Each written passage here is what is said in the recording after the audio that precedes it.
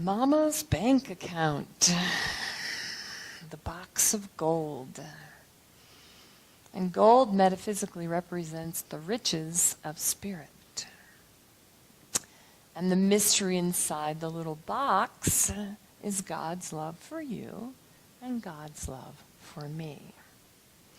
And that is Bill and Eli Peraz. The title of the album is Running Out of Georgia, and they are to be our premiere for the grand opening. So I wanted to share a little bit of their music with you this morning.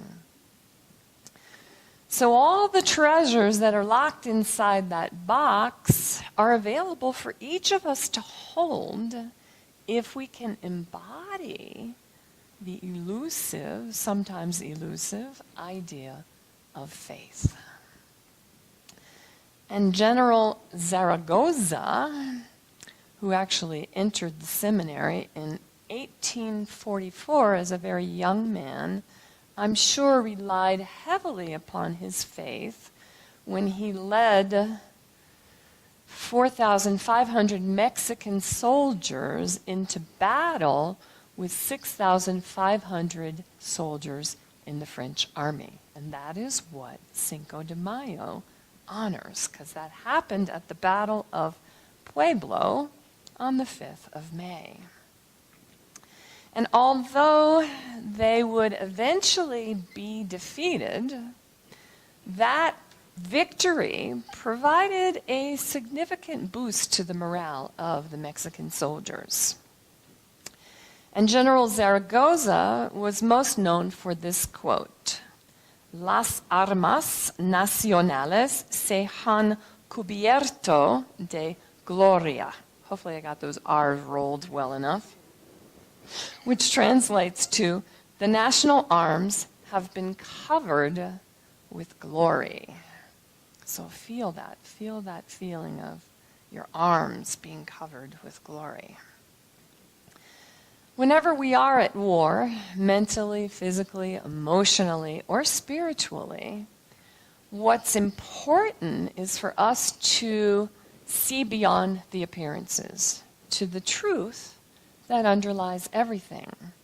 The treasures within that little box are always available for us. And at the center of everyone's soul, whether they are friend or foe, the center of their soul, the Great Spirit lives and loves. So Yahweh, or the Highway, which is the title of my talk this morning, Yahweh is actually the biblical name of the God of Israel.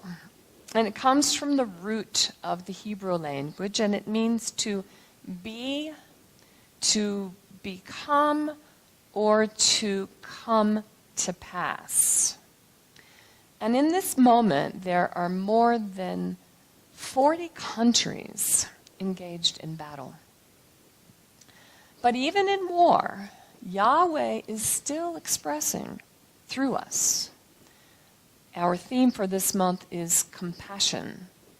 And compassion is love in action. And so even when we are at war, it's important to really practice that compassion. As brothers and sisters, when we celebrate our interconnectedness, we thrive as a community. We also thrive individually. And when that happens, we're able to experience the 7 qualities of spirit, which are peace, power, beauty, joy, love, light, and harmony.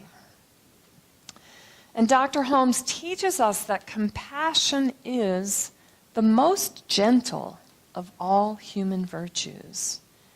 It is the outpouring of the divine givingness through all. And so there is the glory of those arms around Mother Earth, around our brothers and sisters who are here this morning, around our brothers and sisters who couldn't make it today. So what does this compassion, this divine givingness look like? So in the morning, when I do my spiritual practice, I imagine wrapping my arms around Mother Earth, feeling the national arms of glory. And each of us have different spiritual practices, and we also have people that we love. But if we expand that love to include our perceived enemies, to include all of humanity, would our love lessen, or would it become more? Dr. Holmes teaches us that the outpouring of that divine givingness is unlimited in its potential. So when we celebrate our love for one another in fellowship after our Sunday celebration, when we celebrate our common interests, which is the study of the science of mind, when we celebrate our individual as well as our collective success, you've heard that expression, the family that prays together stays together. And so we sing in our offertory song that when we pray together, just like we should, we are building a consciousness of brotherhood. So expanding the idea that people love us and that we love people. One big happy family living upon our cosmic mother, reaching up to connect with our Heavenly Father and centering at the heart space in that love and that light. And as most of you know, when there's a fifth Sunday in the month, our community and our Board of Trustees has gifted me with a sabbatical. And so I went off to converge with the light workers in Sedona this past weekend. How many of you have been to Sedona? And so you're familiar with Cathedral Rock and that giant what do you call it? That giant outcropping, right? The outcropping, that big flat rock. There were 144 of us at the convergence, and we all formed a circle on that rock. And at 5:11, we went into 33 minutes of silent unity meditation. And we do this every morning, every Sunday at 9:11 as part of that collective. And it was so powerful and so amazing to be in that unity. And when Sandra rang the bell to bring us out, she asked us to all raise our hands. I'm going to ask you to do that now. Just send that love and that light out. And then she asked us to touch the outcropping. So there were 144 people that were loving that giant rock. It was amazing. It was just amazing. So how do we develop a deeper feeling of that connectedness? Well, we have to clear our unbeliefs. We have to face our fears. And I want to share 4 spiritual practices with you this morning to assist you on that journey. And the first one is to look into the mirror.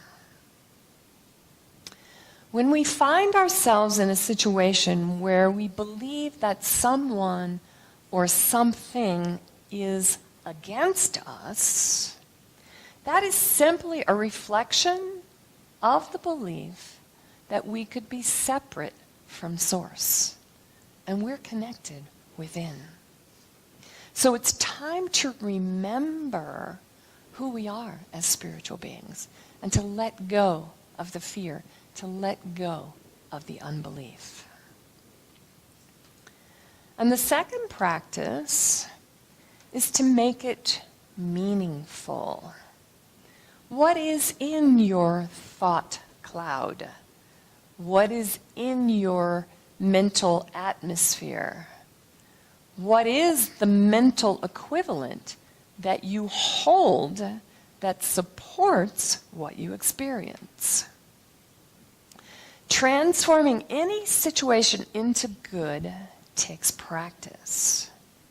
But rather than perpetuating the bad, how do I find the good? So I want to share with you a personal story this morning. And this has to do with husband number 1. I'm looking for number 3, by the way, if anyone's interested. 6 months after we were married, he committed adultery. And when I crashed the double doors at Fort Lauderdale, I still believe that that was all his fault. And so I was pretty angry. And it took me a long time to get to a place where I could forgive him. And so what I did, and I hope by sharing this that it might empower some of you to shift your journey, is I wrote him a letter.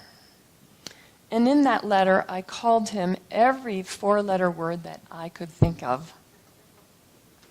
And then I burned the letter. And then I wrote it again. And I burned it again.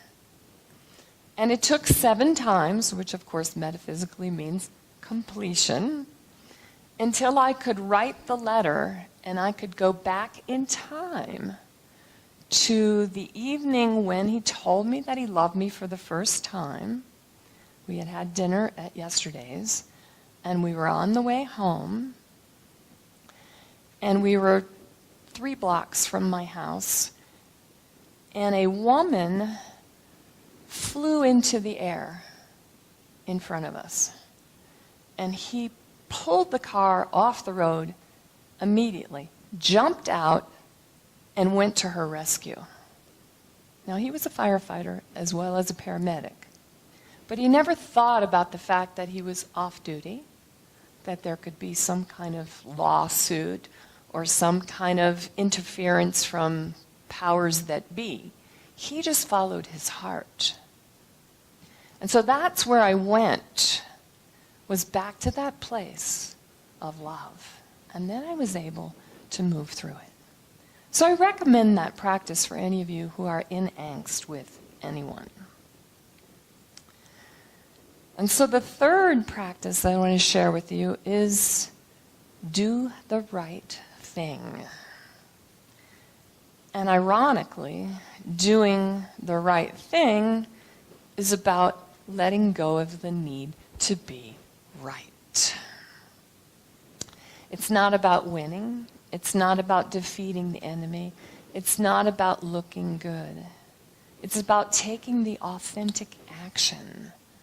What would love do?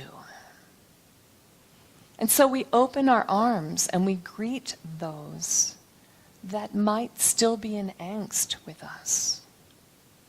And we allow them to see who we really are as spiritual beings. And the fourth practice is to set yourself and your enemy free, because you don't want to wind up looking like him. The situation, the condition, the person is not against you. It's an opportunity for you to embrace your wholeness, to look for the deeper meaning, to expose the opportunity for healing and growth. The great master teacher, Jesus, when he was on the cross, said, "Father, forgive them, for they know not what they do." So a reflection of our beliefs always outpictures as our experience. And transforming our hearts from fear into faith takes courage. But when we are willing to walk that path, we discover the awesome power of the divine.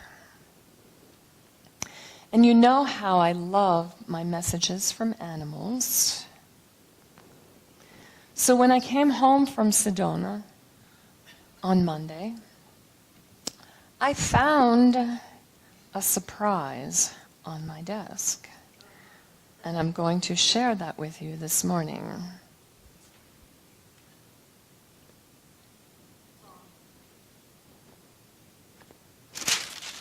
Oh, how cute.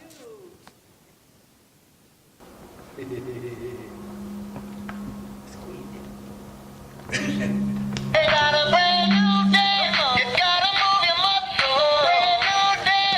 It's gonna Cupid shuffle. It don't matter if you're young or you're old. Here we go. We gon' show you how it goes. To the right, to the right, to the right, to the left, to the left, to the left, to the left. Come kick, now walking by yourself. Now walking by yourself.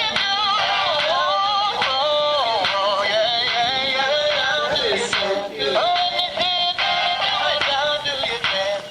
Whoa, whoa, whoa. Down, yeah, yeah. Down to, let me see. You do the down to the shuffle, baby. Yeah, down to, whoa, whoa.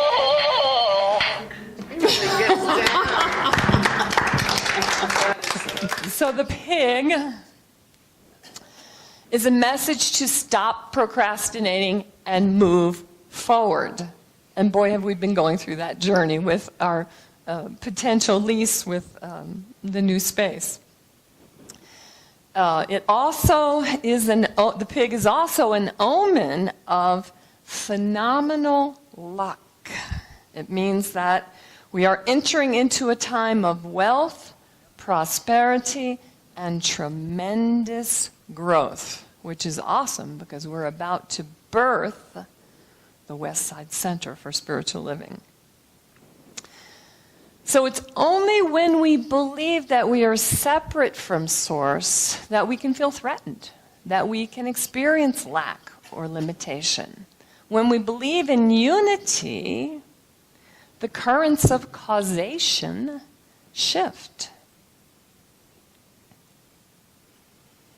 The Hindu astrologer says that the future can only be regarded as probabilities floating upon a sea of infinite possibilities. So many variations of sea life. So we have experiences. Experiences don't have us. We're either challenged or liberated by the choices we make. Anything that enables us to express a greater life, as long as it doesn't harm anyone else, is the outpicturing of that original impulse from within us, that divine spark. That is God experiencing God through us. So humanity and divinity are identical when we can recognize that divinity outpictures through our humanity. And that's what we do in spiritual mind treatment. We recognize the divine, we unify with it, we affirm whatever our truth is, we give thanks. God is not a personality. God doesn't care whether you say thank you. Thank you is for you. It's about your acceptance of who you are as a spiritual being. And then we simply let it go. We don't dig up the seed we planted. So it's up to us to remember our divine nature, to practice our spiritual commitments. And when we do, the mystery of the little box is explained. And the synchronicity of the universe is amazing.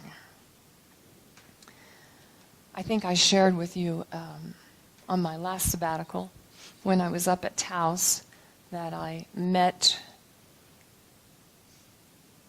a Native American gentleman at the Rio Gorge Bridge. Usually I was going to just drive by and use the bathroom. But there was this painting that was just, it didn't come home with me because it was $650, but it was gorgeous. And so I got into conversation with him and asked him if he wanted to come and play with us. And so on Monday, we met with him at the space, and it turns out that his partner, corn gatherer, is kin to a famous person who was on the cover of National Geographic. He's a graduate of the University of New Mexico Fine Arts program, and we are in negotiations for them to have the exclusive retail space for the center. So there will be all kinds of incredible things that show up with a spiritual energy. So sometimes the path we are asked to walk is that of a spiritual warrior. And that's how the original name of my talk, which was My Way or the Highway, came into being. Because that is what we used to always tease my mama about. Because mama was tough. But we're not talking about the way of the ego when we say my way or the highway. We're talking about the high way, the one that you stand in the truth of who you are as a spiritual being, and you're authentic. So we acknowledge the good, and we act from that place of possibility. And sometimes we have to look into the mouth of the dragon and calmly and peacefully greet him and say, like Rumi says, where did I come from? What is it I'm supposed to be doing? And that's why the dragon is there, to teach you how to grow. It's time to wake up and smell the coffee. And we were talking about this in our study group yesterday, that a lot of spirituality has to do with common sense. Everything that we've experienced up until now plays an important role in what we do next. So how do we know if we're walking a sacred path? It's simple. You feel it. You feel it within your heart. Would your life be different if you lived as if nothing and no one were against you? Our thoughts create our environment. We're immersed in the patterns of our behavior. And when they come from the past, our future inevitably outpictures from them. When we can change our beliefs, then shift happens. So wholeness is the essence of our divine nature. The quality of life we create arises from within us. And each of us is meant to live life to its fullest. Even when we're experiencing illness, or we're broke, or our relationship sucks, or we don't have any clue what it is we're supposed to be doing.